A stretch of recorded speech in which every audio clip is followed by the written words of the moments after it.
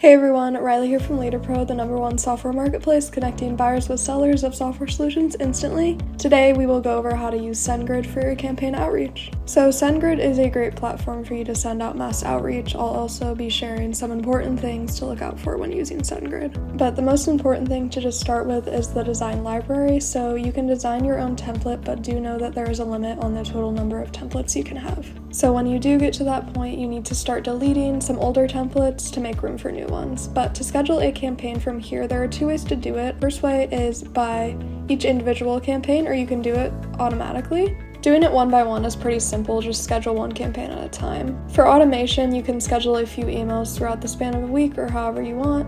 But there's one thing you should know about the automation, and that is if you only rely on the recipient clicking on the unsubscribe button, then the automation probably won't be a good idea, because you can schedule, for example, 3 emails Monday, Wednesday, Friday, and if you rely on people to click on that unsubscribe button to confirm, that is great. You can totally use the automation. It will save you so much time. But if you're not relying on that, for example, you schedule emails Monday, Wednesday, and Friday, then if you wish to exclude anyone who replied back to you between emails 1 and 2 and email 2 and email 3, then the automation won't do that for you.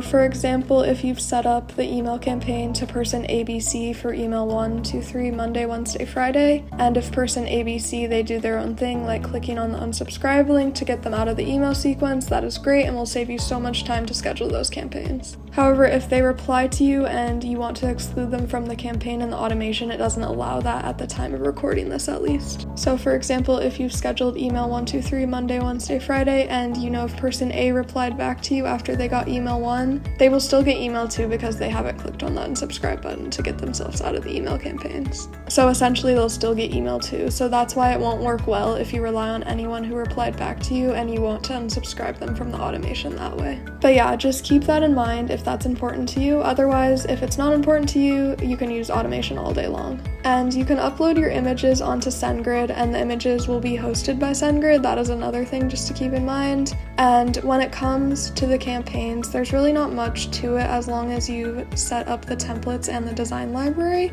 So you can go ahead and create a single send. So just go ahead and pick your template, and from here, you can obviously name the campaign and pick a sender, put in a subject line, etc. And categories are useful if you need to organize your email, but if you don't need a way to organize your email, then don't bother with this section here. Obviously, this is the recipient list, and you can exclude specific recipients. You just have to put them onto here and then put your unsubscribe group and schedule and test your email. They're all pretty straightforward, so there's not much to go in depth about here, and it does allow you to cancel a scheduled campaign if you do make a mistake. So if you make a mistake, you can go ahead and cancel the campaign and then redo it again. And another thing to watch out for is the reputation. So the way this works is, from what we gather from the support, is they will put accounts that share similar reputations on SendGrid. So for example, if your account and another account are both at 90% reputation, then there is a set of shared IP addresses that SendGrid will use for the 90%. So basically, if someone's reputation is at 40% and another is at 90, then the 40 and 90 won't be sending out campaigns using the same set of shared IP addresses. And that is because, the 90% kept their account safe and the 40% obviously has lots of spam. So that's how SendGrid uses reputation. Now, this reputation bar here is not your actual email reputation on the web. This is just a behavior meter. Usually, what you can do to boost your reputation is to always get your email list verified to reduce the chance of bounces, and always update the unsubscribe setting.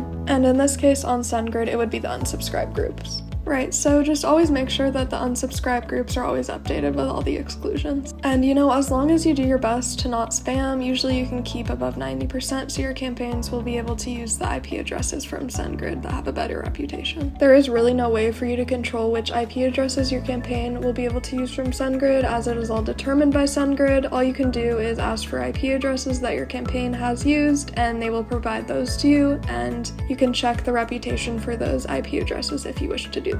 But do know the IP addresses that you'll be able to use are pretty randomized by SendGrid, so obviously you can get your own IP addresses. If you do get your own IP addresses on SendGrid, for example, if you have one SendGrid account and you've been using this account for a long time, sending out campaigns using shared IP addresses the moment you upgrade to dedicated IP addresses, from what we understood from support, is that you will lose the option to use the shared IP addresses. This is because once you buy the dedicated IP addresses, then they will automatically switch you to the IP addresses that you bought. So for example, if you've been using your account for a long time and you've been doing great and you've decided to get a dedicated IP address, you might think that there are two ways for you to send campaigns. One way is using your dedicated IP, and the other way is using the shared IP. However, from what we understood from support, this is not the case. So if you do decide to get dedicated IP addresses, the best way to do it on SendGrid is to create a new account. And on that account, you still pay for the dedicated IP and still use your current account for the shared IP in case you need to warm up the dedicated IP. That way you have two accounts, so then you can still send out your normal campaigns using the shared IP addresses while you're warming up your dedicated IP or doing something else with your dedicated IP address. Just keep that in mind. It is not something you typically think about when you're trying to get your own IP addresses on SendGrid, but I think it's really good to know.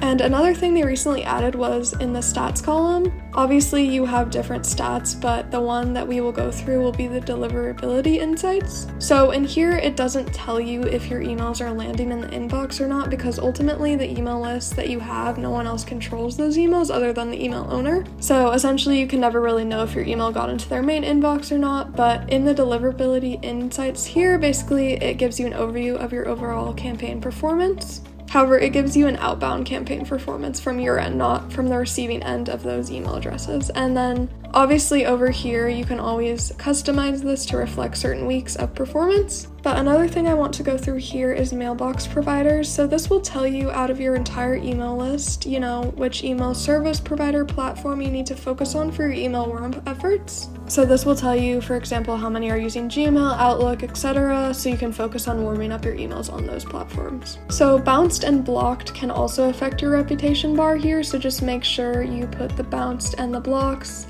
onto the unsubscribe group and not send any emails out to them. Alright, so other than that, there's not much to do, although in activity there is one thing you can do. So in the activity section, what you can do is actually a lot of things. You can look up who opened, who clicked, all of that stuff, but another thing you can do here is look at who reported you as spam.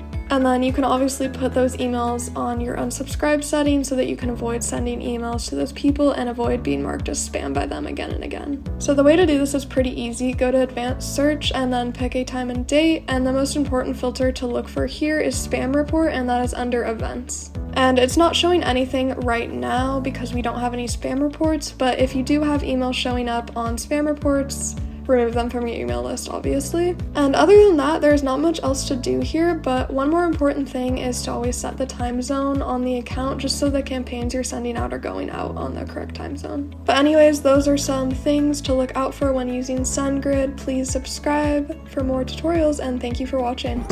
Join Leader Pro today.